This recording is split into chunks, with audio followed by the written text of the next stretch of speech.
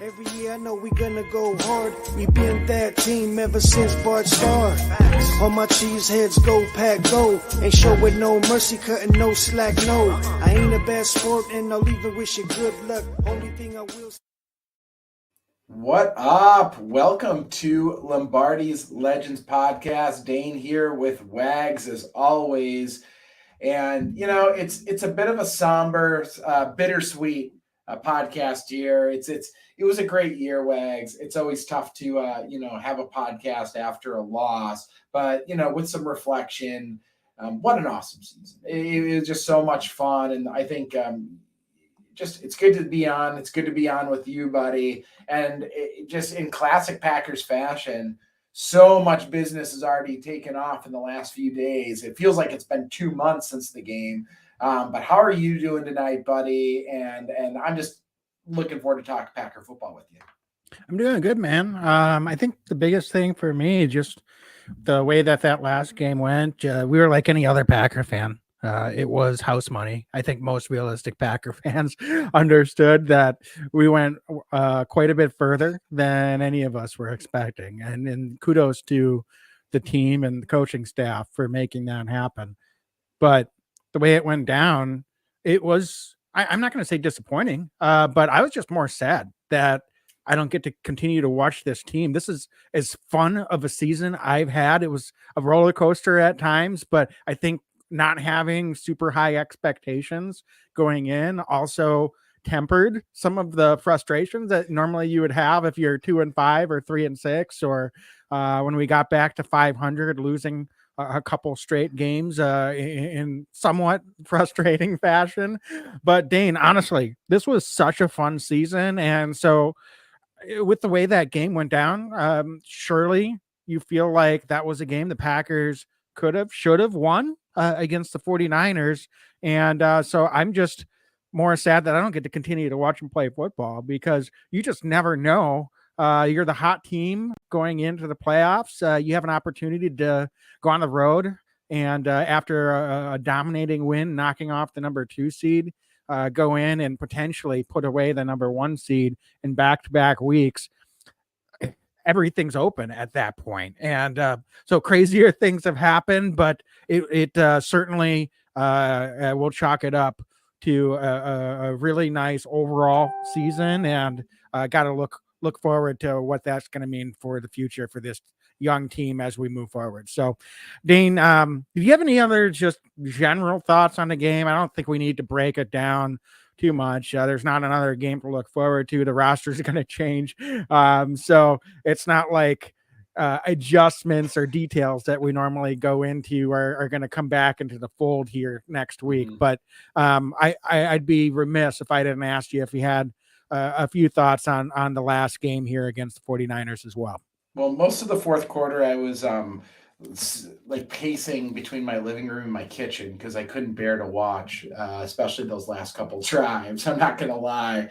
No, I mean, we saw some good, we saw some bad from the team. They battled for a lot of it. They had I think the best team in the NFC on the ropes for the entire game, and they just couldn't finish. And, I share in the disappointment and the sadness that the season's over. But what I'm telling myself, and maybe the silver lining of a lot of this, Wags, is I do believe that teams can get hot, and we've seen it.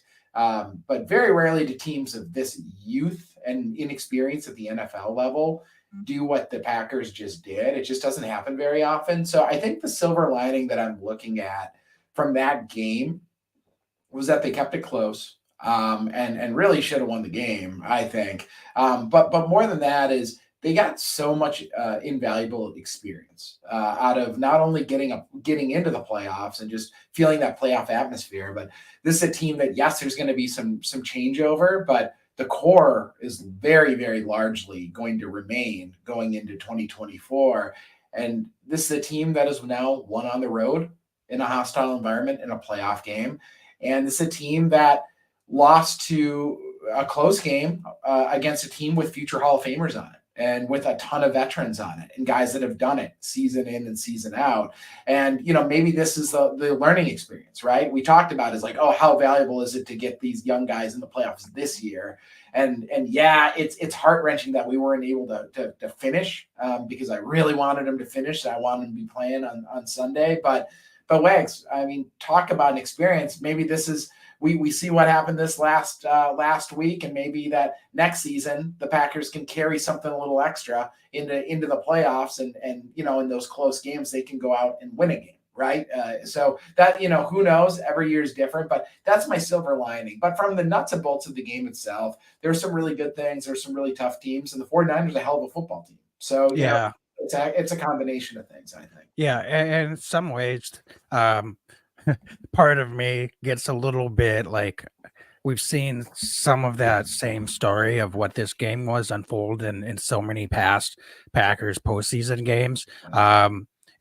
It reminded me a lot, honestly, of in different ways of a combination of 2014 and 2007, and that we were just getting field goals or not converting in the red zone the whole first half. Thinking of 2014 NFC Championship game against the Seahawks, and that came back to bite them at the end of the game. Yeah. And then certainly in the end, it was there was elements, there was weather, and I think Jordan Love played a really good football game. Unfortunately, not the best fourth quarter. And he's going to learn from that.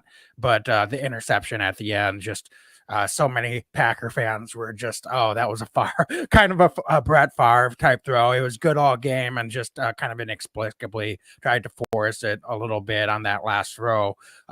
So there was a little bit of PTSD as Packer fans. You always kind of make those analogies. And listen, you can't take for granted that just because they're a young team that we're definitely going to have a window of 5 to 8 years. We hope we do of opportunity to contend for a Super Bowl. But we just went through a 10, 11 year stretch with Aaron Rodgers of never getting to the Super Bowl, and we thought we would. So you can't take for granted if you're the hot team in the playoffs, young or not, those opportunities are not always going to be there. So from that perspective, even though I'm speaking realistically that I did not expect the Packers to go to or win a Super Bowl this year, I don't think really very many Packer fans are being honest if they say they did. When it came into this last week, I thought they had as good a shot of anyone. So that's the only thing I think that is the other thing that's slightly disappointing. That said, I'm very optimistic. This feels like the beginning of something and definitely not the end of something, Dane. So I think let's just flip the script a little bit in our discussion of this and look forward. And I think that's a perfect segue into some of the changes that happened at 1265 Lombardi Avenue this week. And really quite stunning how quickly it happened and all the moves that happened sequentially. So Dane, let's just start with the big one. The big one, defense coordinator Joe Barry out. And I thought that there was a chance he might come back. I did not think that it would be a decision that was made as quickly as it was, even if he was let go. So Dane, what was your reaction and just overall? I don't want to get into who the next defensive coordinator is going to speculation is going to be in this conversation, but let's just focusing on the decision that was made and how quickly it was made. Were you surprised not by the fact that Barry was dismissed, but more so just how that all went down? Extremely surprised by the speed at which it happened. And Wags, and we'll touch on the other two big ticket items that happened. But with the coordinator, because that is the big dog, as you said, it's a huge criticism of this Packers team, I think, by fan base. I think us at times, and certainly the wider fan base, has been that the Packers have an unwillingness to change, right? Or change quickly on things. And they kind of get set in their ways. That is 100% got flipped on its head with the Joe Barry decision. And I was really encouraged by it. And let me just preface this, that nobody wants to see dudes lose their jobs. Okay. And Joe Barry seems like a really good guy. But from a professional standpoint, and this is a results-based business, I truly felt it was time for the Packers to move on. And what the Packers, I think, were able to accomplish, and I want to hear your thoughts on this from a timing perspective too, because it's a good question. What they're able to accomplish by not dragging this out is they are in the mix for all the coaches right now. And I just think that the longer that the Packers could have dragged this out, and sometimes have, I feel like, in different decisions over the years, you start to lose options, right? Because other teams that are in more flux than the Packers are, looking to add guys, and they just kind of have an upper hand. Right now, Packers make it very clear across the National Football League and college football, for that matter, that the defense coordinator position is wide open. And they're coming off of a game where, yeah, you can look at the defense. You also have to look at the offense of the Packers, and this is a team that's on they're ascending. So I think it's a very, very good job for coaches to be looking at right now as well. There's going to be a lot of pressure for whoever comes in, but that's the National Football League, baby. Like, there's pressure everywhere you go. So Wags, I was surprised by the timing, slightly surprised by the decision. I was almost reserved to the fact that Joe Barry is going to save his job over those last few weeks, but really, really pleased by the timing, because I think you got to think right now, the Packers are exploring every single option made available to them, and it is an appealing job for coaches across the league. So what's your take on the timing? Do you think that there's any significance to the timing, or just the Packers knew they needed to make a move, and they just, why not do it sooner rather than later? I think the writing was on the wall.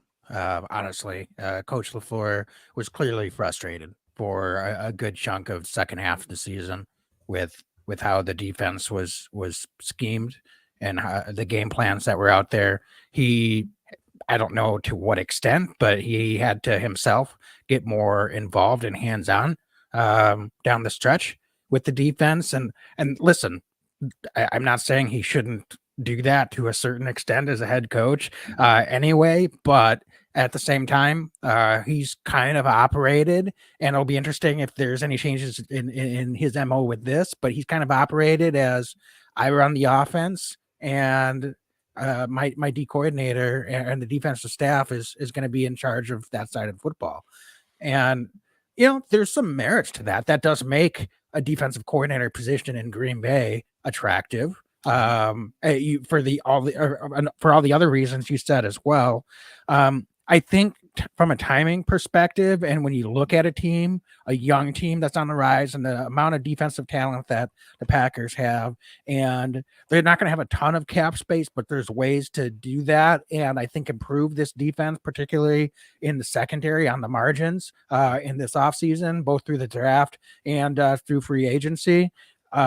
Because they do need to improve some of the talent and the personnel on the defensive side of the ball as well. I know we've got a lot of first-round picks on defense, but fact of the matter is that there is some opportunity to improve the talent on the defensive side as well.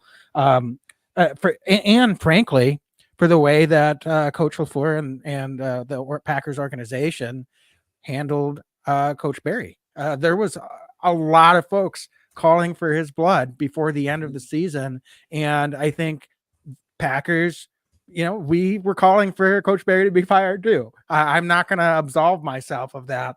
But at the end of the day, I think they went about things the right way. Mm-hmm. And that's just a professionally well-run organization by waiting until the season was over, and then they make their move. But I was going to be surprised if they didn't make a decision in that direction. The only thing that gave me pause was how effusive Coach LaFleur was in his praise for what Coach Barry's done over the last month. But that said, when you look at the season as a whole, and really the last 3 seasons of Coach Barry's tenure, I think it's clear that a change was going to be made here in Green Bay. Now, the question is, with the stability and a team on the rise, is this a job opening at the defensive coordinator level that's more attractive than it was 3 years ago?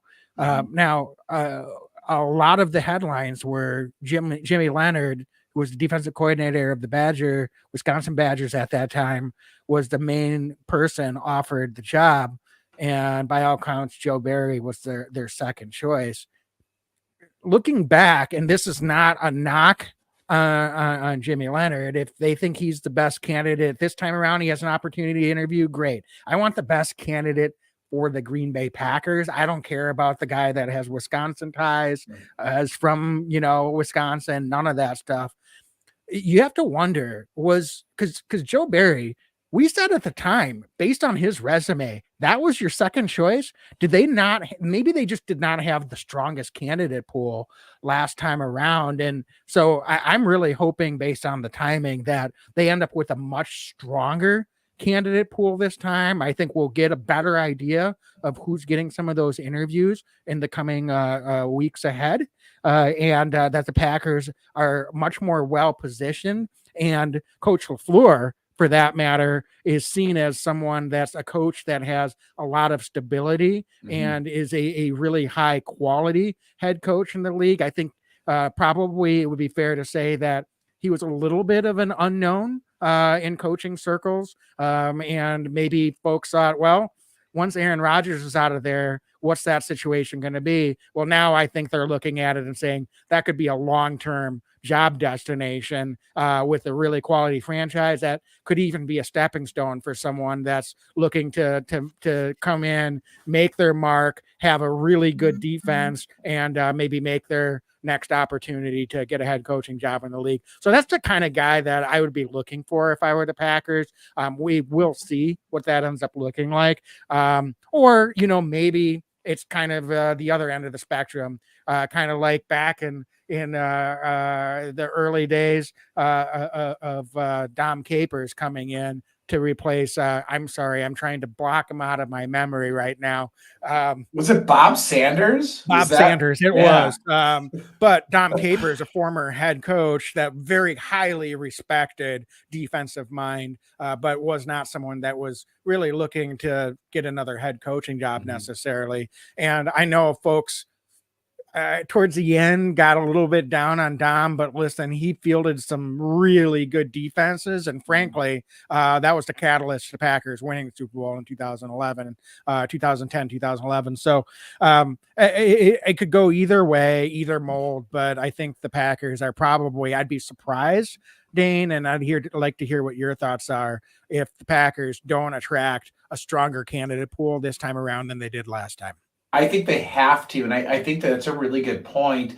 That even 3 years ago when the Packers went through this, there were a lot of unknowns and I've got to think that in league circles, people knew some of the Rodgers stuff was going on before even some of us might have known, even as read in Packer fans and been doing some of this. So that can make people a little bit squeamish. But I think right now you're spot on. There is a stability in Green Bay, and the future does look bright. And it doesn't hurt when you have so many young weapons on the offensive side, and a front office that has proven time and again a willingness to utilize draft capital on the defensive side of the ball. So right, it's not just the offense is good and good luck. It's also the offense is good. They're ascending. There's a stable franchise. They don't have a meddling owner. And the Packers and Goody and the front office have an MO of investing heavily in defensive talent. That seems pretty appealing. And you mentioned kind of the two tracks that they could go. I'll tell you what, right off the top of my head, I would really like to see somebody. I don't need it to be somebody that has a long defensive coordinator resume. That's something that's not necessarily a precursor for me or a prerequisite for me. I'd be completely fine with somebody that's taking that next step from position coach or a passing game coordinator and becoming a defensive coordinator, because you can attract kind of that next talent. And I feel like LaFleur and his MO at times is kind of a younger coach in this league, is that could be appealing for another young guy to come in here and really just run a defense. But I could go either way. Do you have a preference, Wags? Because you mentioned the two tracks that they could go. Do you have a preference? And I'm not even thinking names right now. I'm just thinking philosophy. Honestly, I do. I'm really kind of hoping they go with the guy that's known as a high quality defensive coordinator. I honestly, could care less if it's a guy that maybe has some head coach experience and wasn't the strongest head coach, but is a really strong defensive coordinator. Maybe someone in the mold of, if you look at like Steve Spagnuolo with the Kansas City Chiefs, or even Jim Schwartz, what he's done with the Cleveland Browns, guys that are highly regarded as coordinators, and maybe folks hear like names, and I'm not saying those guys are going to be interested in the Packers. They've got their jobs right now, right? But I'm talking about in that type of mold, and maybe Packer fans hear some names of guys in that mold, and some might get excited, and some just are like, no way, thinking about what they did as head coaches. Perhaps maybe they had okay head coaching careers if they did. So I don't need retreads, don't get me wrong, but I think there are some quality guys out there that can really set the culture. I like what we saw from David in our Facebook chat. And let's bring that into the great comment. That comment in here. David says we need a defensive culture established desperately, not just a play caller, more grit, more toughness. And David, I think that's right on, because you can bring in that next hotshot guy and maybe it's energy, all of that. And that sounds great on paper. Maybe they're even an effective defensive coordinator. And frankly, if they do well enough to earn a head coaching job, I think we're all going to probably be pretty happy with that defense. So I'm not arguing with that track. But in some ways, and I'm not saying that we just need to make the safe hire. So I don't want this to be misconstrued, but in some ways, I do think that we need a proven commodity. And that's what I'm really looking for, is someone that can establish that culture, and for however long that is, and then maybe they're going to step aside or they're going to go do something else. But if we've got other up and coming staff that are in some of the, position coach slots that can learn from someone that's well established and really, I think, elevate the entire defensive staff, that's what I think could really be a benefit to the Green Bay Packers. Unfortunately, we just haven't had a head man looking at Patton or Barry that I think has really done a lot to elevate the talent on the defensive staff. And so that's an underrated thing to think about, is how are they developing their position coaches and elevating them so that they're going in turn getting the best out of the players that they're coaching and the position groups that they're responsible for. So it's a top-down thing, and I'm fine again going either way, but I would lean, Dane, more to the experienced guy that's a proven commodity and can set that culture for what the defense is and what the expectations are to go out and professionally have a game plan, attack the weaknesses of the offensive that you're facing, and have an ability to adjust week to week and in game to what those offenses are trying to do. So Dane, I'm curious though, what do you have a preference, or is there a way you're leaning? Or I will find out certainly as we hear who some of the candidates are that are getting interviewed, kind of where the Packers are going. Even if there's multiple guys that get interviewed, they'll probably have kind of a profile that they're looking at. So I'm interested to hear what your preferences are as well. I mean, you're selling me on kind of a more veteran presence, because that allows Matt LaFleur to really focus on the offensive side, right? He's not also kind of mentoring, for lack of a better term, a lesser experienced guy. I could go either way.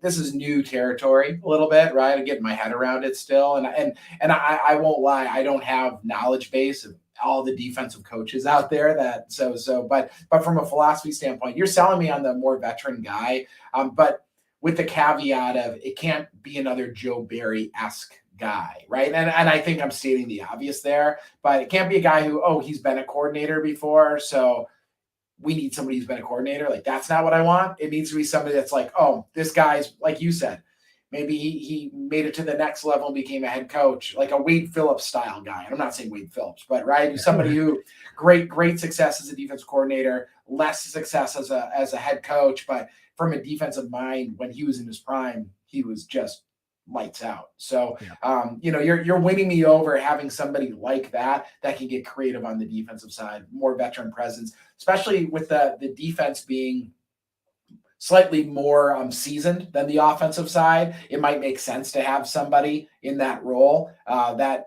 can have that relationship with some of the veteran players. Yeah, and then frankly, let's not kid ourselves.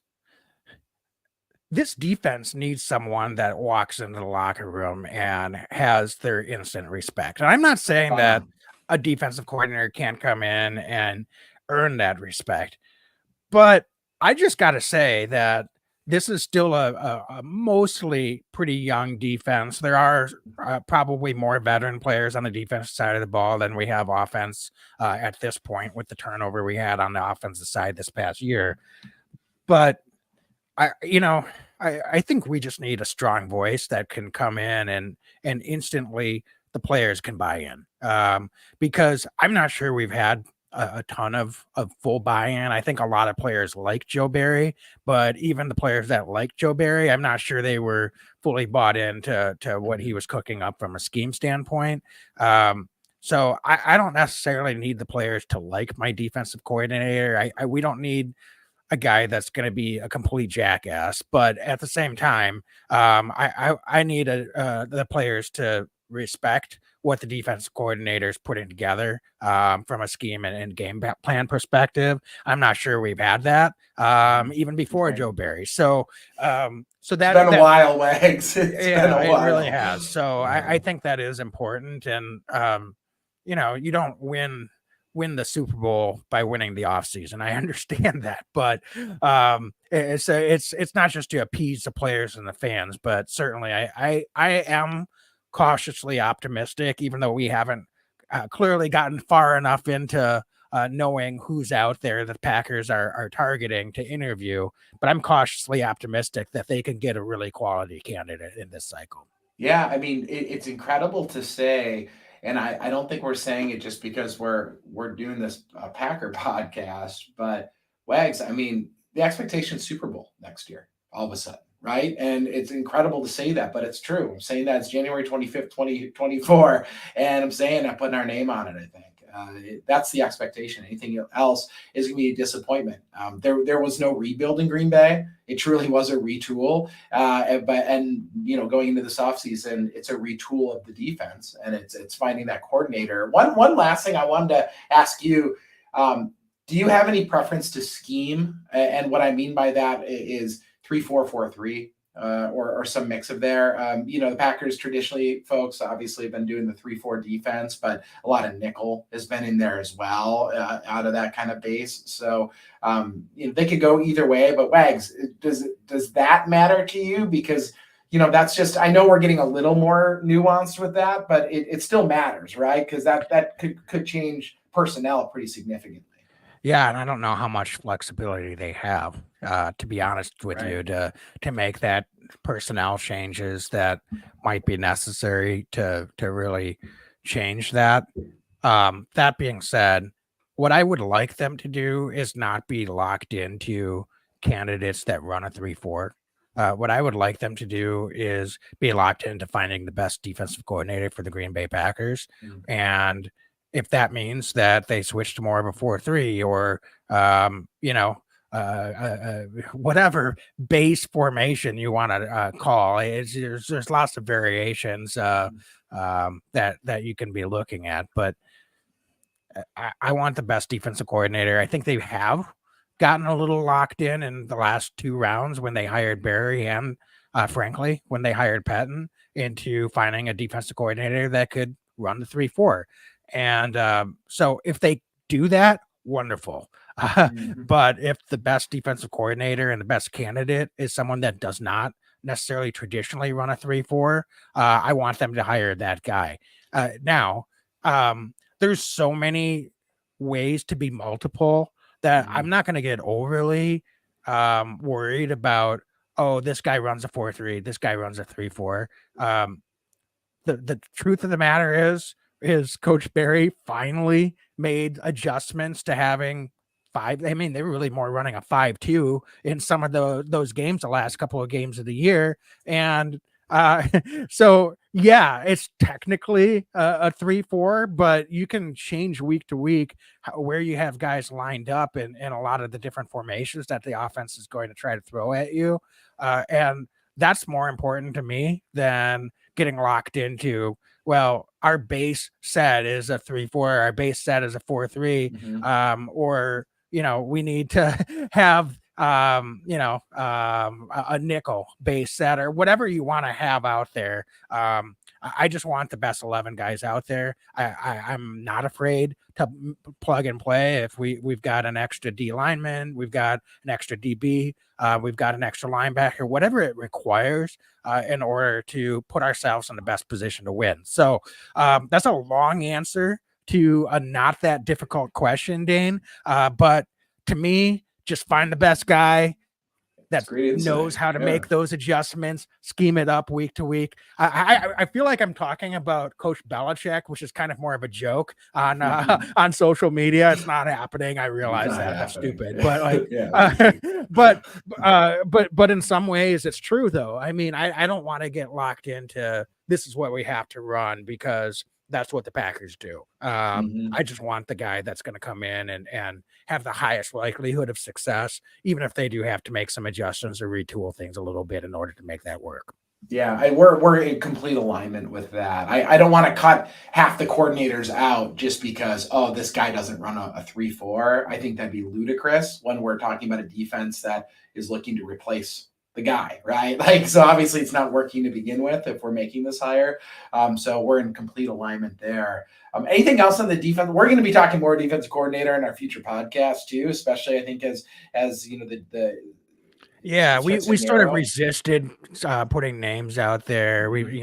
I see some names popping it up in the chat. Mike Vrabel, Jim Leonard. So I mean, guys that are certainly out there and available.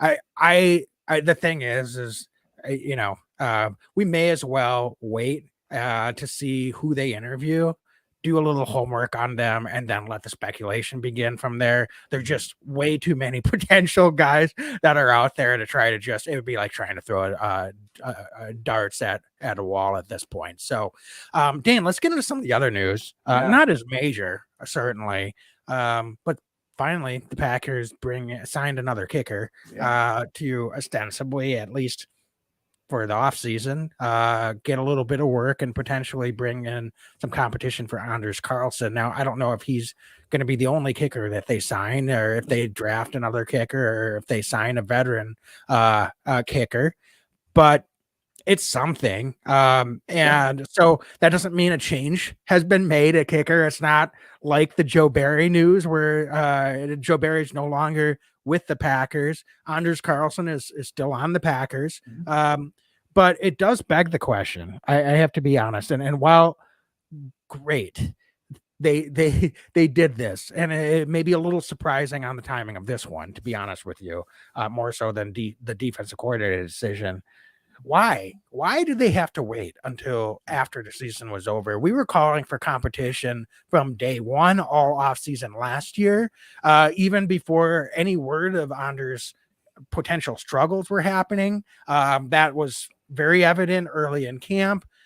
We were sitting there wondering the entire time we were on the record, why isn't there another kicker in camp to compete for this job? Every other position, guys have to earn the job, compete for the job. And for some reason, Anders Carlson, as a rookie, was just handed this job, despite not necessarily performing well at any point, and not performing well in the preseason, during the season, late in the season, and then, frankly, missing the biggest kick of the season at the worst possible time in the final game.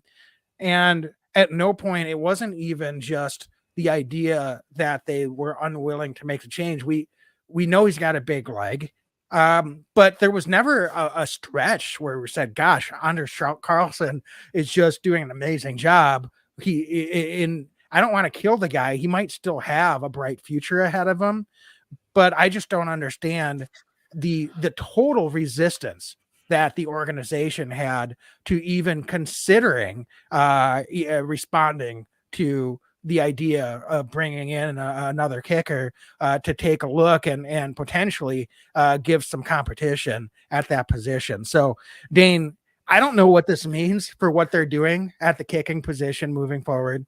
I don't know what this means if perhaps Coach Bisaccia is going to be looking for other opportunities. I don't think they're going to dismiss him, but maybe it's sort of a mutual. So that's pure speculation on my part, but the fact that decision got made after the season tells me that it wouldn't be a shock to me if Coach Bisaccia it wasn't the strongest special teams unit this year either. If it's kind of a respectful parting of ways, and we hear in the next week or two that he's gone to another organization to coach their special teams, and it's not a firing, but it's more of a lateral move on his part. I don't know what his contract situation is or how the Packers would be able to let him out of that if that's actually a reality. But the fact of the matter is that they have been so reluctant to make changes, and in particular special teams the last few years with underperformance.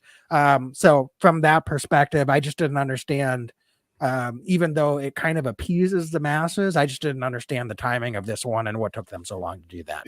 It's a great point to bring up. I've got a lot of thoughts actually on this topic, and I'm going to start with this.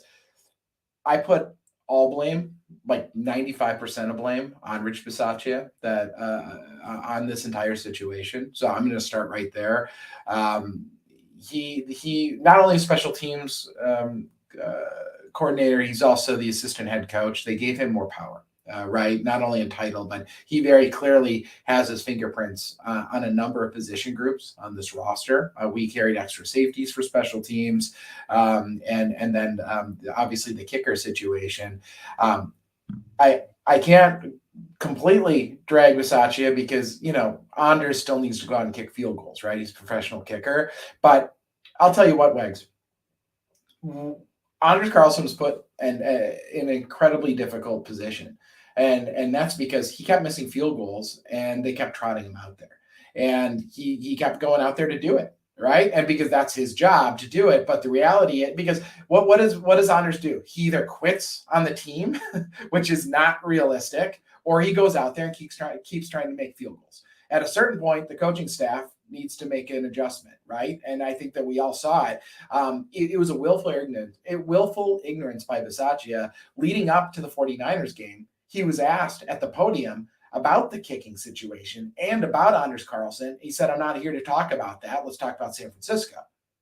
Let's talk about San Francisco." We saw what happened in San Francisco. So very frustrated by that entire situation. I don't have a lot of trust in Coach Bisaccia. Quite frankly, I know he's a likable guy. I don't care. Like, I'm not happy with it. So that's number one. Number two, Wags, the timing, which is even, I couldn't agree more about, preseason and even during the season, having somebody else in there. Here's a very, very frustrating thing. So Jack Podlesny is the kicker's name that's come into Green Bay. He actually has about 10% better kick rate in college than Anders Carlson did. And he's somebody that was in Minnesota and didn't actually play all year this year. But he had a lot of success in the SEC. Here's my frustration. The Packers actually worked him out along with our pal Parker White, former kicker of the Packers, in September of this year. And then they let him sit on ice all year, even though they had plenty of space, in my opinion, on the practice squad, other ways to stash a guy. And then, Anders clearly has significant struggles throughout. And then he misses a critical kick, of course, in the playoff game. I have no understanding or no idea why it took so long, especially with Jack being, a free agent all year and clearly on the Packers' radar. It's not like he was sitting on somebody else's practice squad or roster where we had to wait for him to become available. He was available all year. The Packers tried him out. They clearly liked him enough that they're bringing him in now. So all of that's to say, I don't have any understanding. It feels like it was completely mishandled. And yeah, is it tough for the kicker for Anders to have more competition? Yeah, but as you said, everybody else had competition in camp. I'm not looking to treat Anders differently. I'm actually looking to treat him just like everybody else on the roster. You got to earn your job. And unfortunately for him, he had struggles, and the coaching staff kept trotting him out there, and he's getting a lot of the flack. And yeah, we want him to make the kicks. But I think it was clear going into that game and going into the playoffs that we weren't very, very I didn't trust Anders going into the playoffs, right? And unfortunately, I don't want to be right on this one. And I think that a lot of fans were right on this one. So we want Anders to do well, right? I want him to come out of this better. So I'm not willing to write Anders off, but I'm extremely happy that Jack is in camp now going forward as well, because I think the Packers need to have two legs all the way through August, no matter who they are, and may the best man win. Yeah, I agree. And I think it's, it's an interesting thought bubble. And I'm totally off base on Bisaccia, and I'm not totally surprised to hear you say that you're frustrated with him, because I think you've either outright or kind of quietly expressed your frustration with Coach Bisaccia. And I do wonder too, another factor, you mentioned his influence on how this roster was built the last couple of years that he's been with the Packers. And I expressed my frustration that the Packers kept Allen Levitt. Yeah. This season, initially on the 53-man roster. I know he ended up getting cut, I think, in the mid to late November range. But this was a guy that clearly was never going to be someone that they were going to trust to go out and play safety on defense. And frankly, I thought that we had some gunners and some other special teamers that could do the same job he could, or had more speed, or potentially better. But Coach Bisaccia, that was his guy. And so it was interesting to me that decision was made when we had, going into the season, a safety group that was in real flux. And I wanted the guys, as many of the best defensive safeties as possible. Yes. And listen, we've had our struggles with special teams over the years, so it's kind of a catch-22. But I didn't think any of the guys that they let go at safety would have been a problem on special teams. In fact, most of those guys were known as really good special teamers as well. So I was extremely frustrated that decision was made. And then after Levitt gets released, you do have to wonder if now there is a little bit of a disconnect organizationally, and they're taking a step back and saying, maybe we gave too much trust for Coach Bisaccia. He came in and special teams was such a disaster. Certainly things improved in some regards, but when you get right down to it, at the end of the day, in his tenure here and this past season is another example, it hasn't by any means been a top half of the league special teams unit. Right. So why are we giving this guy so much influence? And why are we sticking to his principles when it's clearly having a negative impact to the execution and what's actually happening from a production standpoint out on the field? So that's where I'm kind of looking at it. So that may mean nothing as far as how Bisaccia's status is in Green Bay, or how he feels about being in Green Bay. I'm completely reading into that. So that's I acknowledge that, but sometimes you do have to look a little bit at the proof in the pudding, and seeing what actually is happening. And what's actually happening is organizationally, and the front office at least is signaling that they're going to shift some things from special teams. And my guess is that's going to mean some more changes on special teams as well. Yeah, yes, and we're kind of we can be special teams nerds on this pod sometimes, and we're fortunate we get the guys on the pod too, right? So we get to get in the nitty gritty on special teams. But one other thing, just to highlight, Rick Goslin, he does annual special teams review every year. He's just really well renowned in the NFL and in the industry. He had the Packers were dead last a couple of years ago, special teams. Bisaccia came in last year in 2022, and I think they were ranked 22nd. They fell to 29 this season. So, I mean, even 22 ain't great, but, you want to, Rome wasn't built in a day, right? So you kind of give them that leeway, but now for them to fall back into that, and I get it, it's one guy's rankings, but he's somebody that is well respected. That is telling, Wags, and not only our own eyes saw it constantly, that they just wasn't clean on teams, but also, the proof is in the numbers as well. It wasn't successful this year. Yeah, and I'd have to see how those rankings are weighted. I mean, certainly missed extra points and field goals can probably skew that a lot. So I'm not saying that you just ignore that data point and then what are the rankings, but I would be curious because that makes a big impact. Our coverage units were mostly pretty good, but strategically, they weren't trying to kick it out of the end zone, maybe as much as other teams were. So does that affect the rankings if the teams are getting more returns and return yards, but they're still tackling them at between the 22 and maybe 27-yard line? It may all average out the same in the end, Dane, but I guess I'd have to nerd out, as you said, and do some deep dive into those analytics to determine if there's any outliers there or if that's a really accurate reflection of what the Packers had. But positive side though, Danny Whalen was really good at punter, for real. Like he was good, so we got that. Yeah, absolutely. So, all right. Well, Dane, last item, and I don't think we need to spend quite as much time on this one, but again, not as significant as certainly the defensive coordinator and maybe to the lesser extent the signing of another kicker. But Packers move on from strength and conditioning coordinator, former Packer Chris Gizzi, and frankly, I can't say I'm surprised by this too. Let me just backtrack. I'm surprised the Packers as an organization actually did this. I'm not surprised in the fact that if you look at the number of injuries that the Packers have had over the last few years, something needed to happen here too. And Coach LaFleur said this all the way back in, I think, September, early October.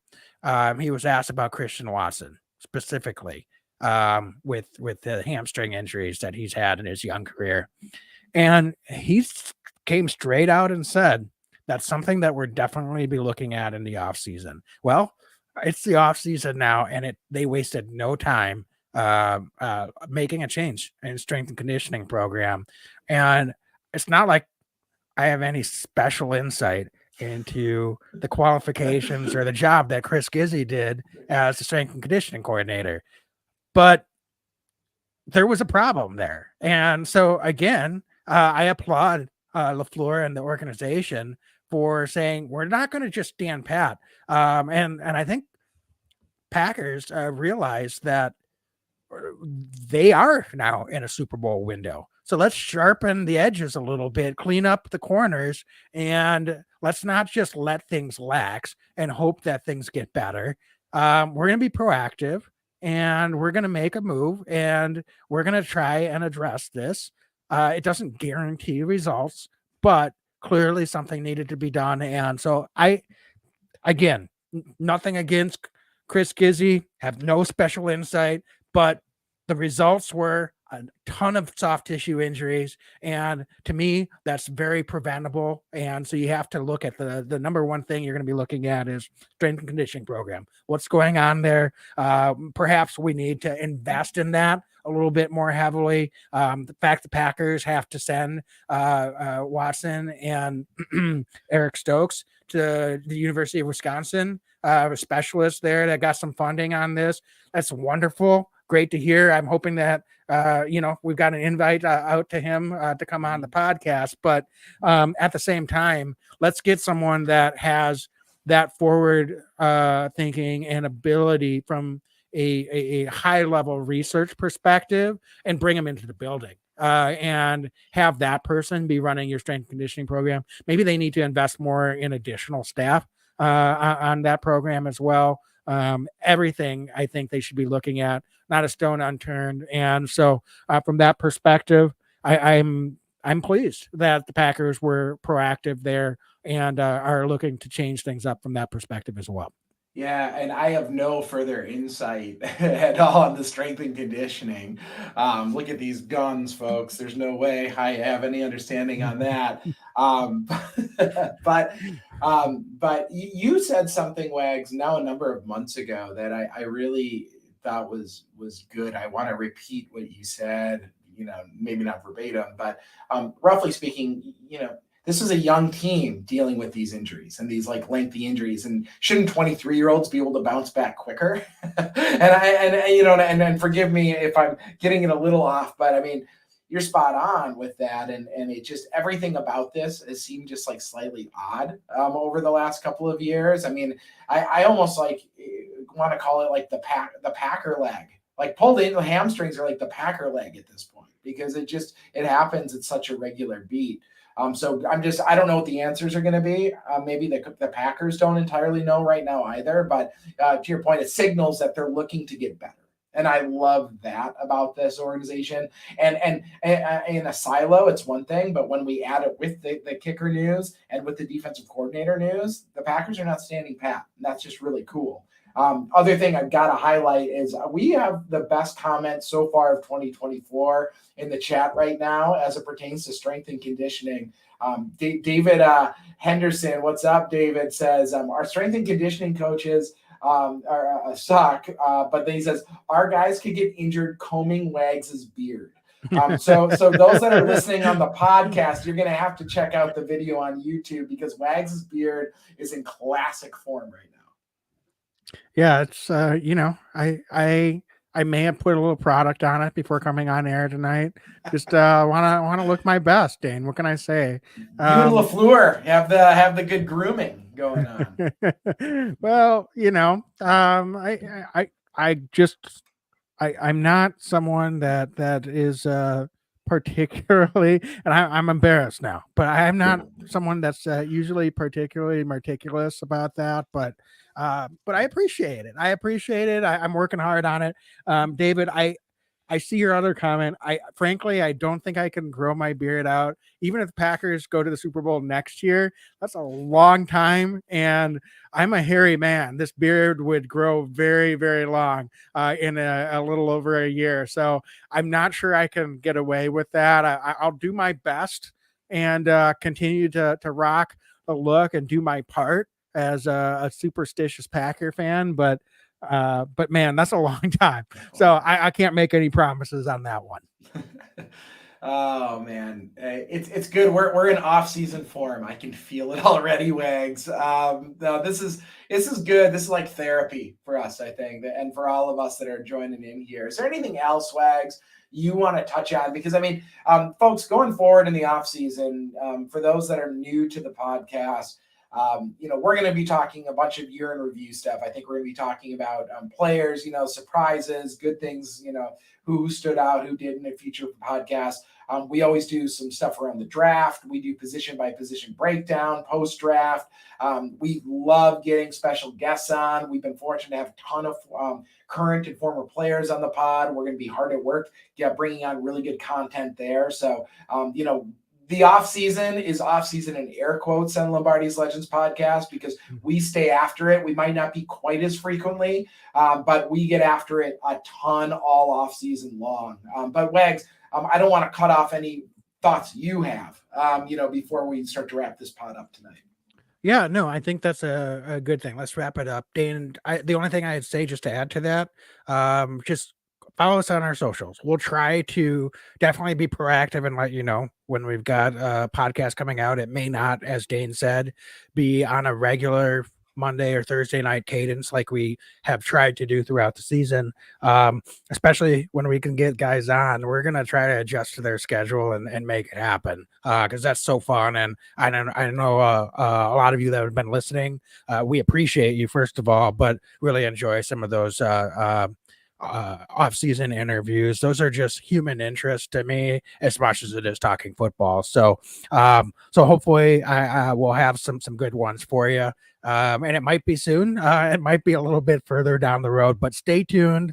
Dane, shout out our socials so folks know where to find us if they are just discovering us here. But in any event, we'll have a lot more coming, as Dane said, in the coming months. Yeah, I mean, we're on Insta, we're on Facebook, we're on X, we're on YouTube. We have secured a TikTok. We haven't started it yet, but it's off season. We might start to throw some videos up too. We're going to do everything we can to engage with you all. We're going into what, Wags? This is going to be off season year 5. We've been doing this for a minute now, and we're just continuing to grow. And I think we're getting better and better, and we're getting better and better because y'all let us get better and better. So we're just really grateful to be able to do this, off season long again.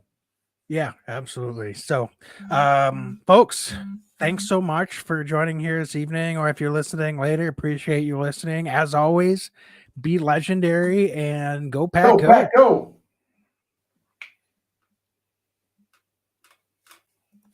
Every year I know we gonna go hard. We been that team ever since Bart started. All my cheese heads go Pack go. Ain't show with no mercy, cutting no slack, no. I ain't a bad sport and I'll even wish you good luck. Only thing I will